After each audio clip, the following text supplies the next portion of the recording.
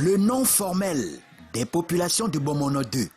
Elles disent ici, lors de la cérémonie d'explication du compte rendu de la rencontre à la sous-préfecture de Dibombari, ne rien comprendre du projet de rattachement d'une partie de ce canton à un autre. La source du problème, c'est que le village de Bomolo-Bengue veut être, Bomolo-Bengue 2 veut être divisé.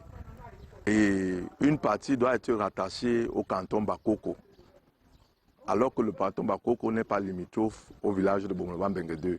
C'est pour ça que les populations sont extrêmement énervées, parce qu'on ne peut pas dire que nous, les Pongos, une partie de notre population devient subtilement sous le coup de l'administration appartient à un autre canton. Ce qui n'était qu'une rumeur se met sur pied.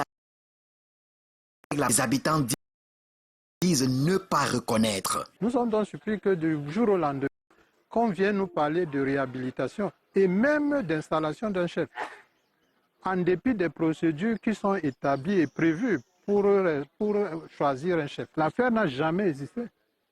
Hein? C'est depuis un certain temps, on a commencé à avoir des documents circulés en 2013 et on s'est insurgé, on s'est rapproché des autorités pour l'authenticité de ces documents. Nous nous sommes rendus compte que c'est des documents faux.